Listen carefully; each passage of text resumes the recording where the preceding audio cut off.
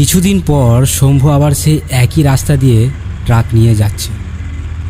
রাত গভীর, চারিদিক একদম ফাঁকা। সেদিনও শম্ভু মদ খেতে খেতে ট্রাক চালাচ্ছিল।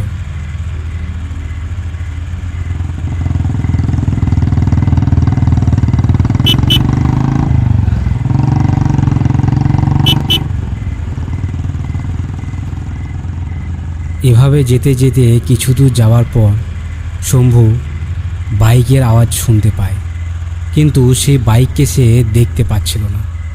সে অনুভব করছিল তার ট্রাকের পাশ দিয়ে বাইক বারবার যাওয়া আসা করছে, কিন্তু কোনোভাবেই সে দেখতে পাচ্ছিল না।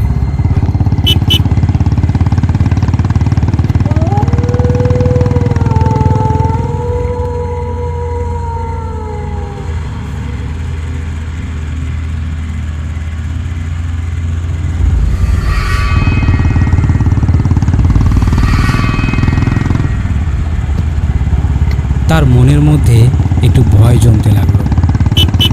বাইকের আওয়াজ এবং হর্ন।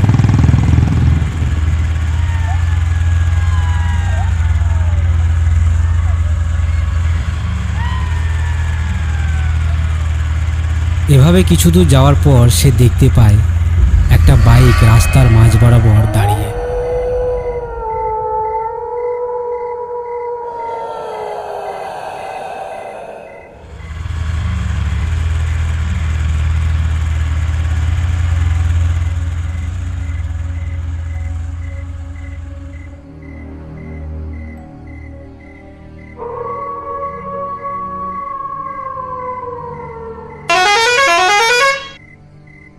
শম্ভু ট্রাক থামালো এবং হর্ন দিল।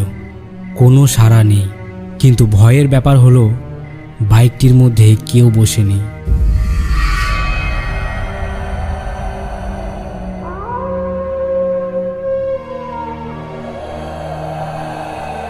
এটা কি তাহলে কোনো সাধারণ বাইক নয়?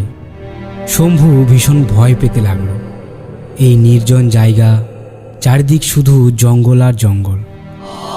এই সময় এই ঘন জঙ্গলের মাঝে কোনো মানুষের দেখা পাওয়ার কথাই না। তাহলে এখানে এই বাইক কিভাবে এলো? একটু পর রেগে শম্ভু ট্রাক স্টার্ট করলো। ভাবলো পাশ কাটিয়ে চলে যাবে।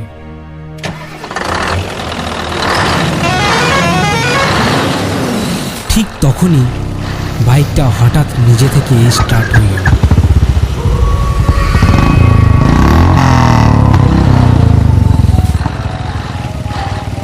ধীরে ধীরে সামনের দিকে এগোতে থাকলো। বাইকটা সামনের দিকে চলতে লাগলো, আর শম্ভুর ট্রাকটা কোনো কিছু ছাড়াই তার পেছন পেছন এগোতে লাগলো।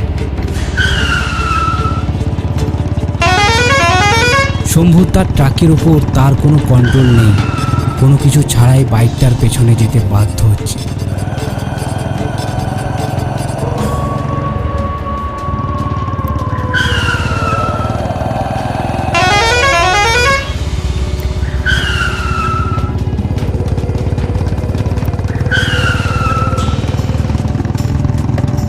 ধীরে ধীরে তারা পৌঁছে গেল সেই জায়গায় যেখানে অ্যাক্সিডেন্ট হয়েছিল।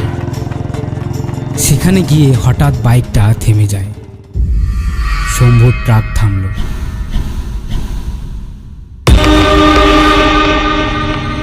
হঠাৎ বাইকটা নিজে নিজেই উল্টে পড়ে যায়, ঠিক সেদিন যেমনটা হয়েছিল। আর সেই মুহূর্তেই শম্ভুর ট্রাকের ব্রেক কাজ করা বন্ধ করে দিল। ট্রাক নিজে থেকেই সামনের দিকে ছুটছে খুব স্পিডে।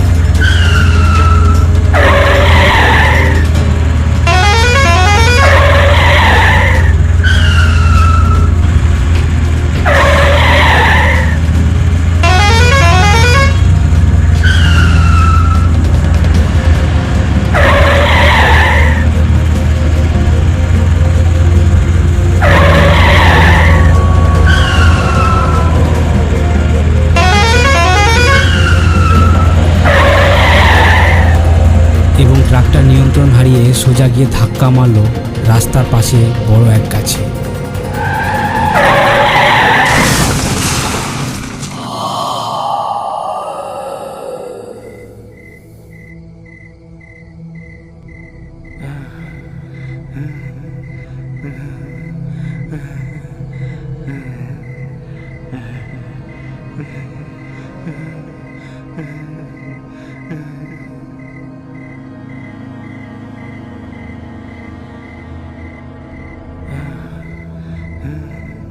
মরার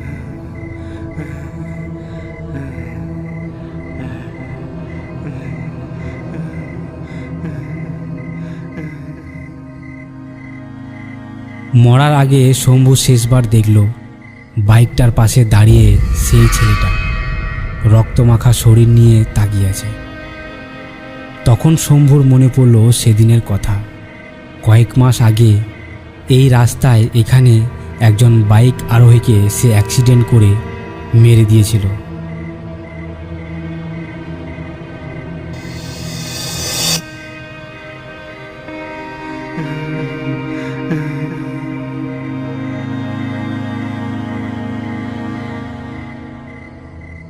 কিছুক্ষণ পর শম্ভু আস্তে আস্তে সেখানেই মারা যায়। আজকের মতো গল্প এখানেই শেষ করছি। পরবর্তী গল্প নিয়ে ফিরব খুব তাড়াতাড়ি। সুস্থ থাকুন, ভালো থাকুন আর দেখতে থাকুন আমাদের গল্প। ধন্যবাদ।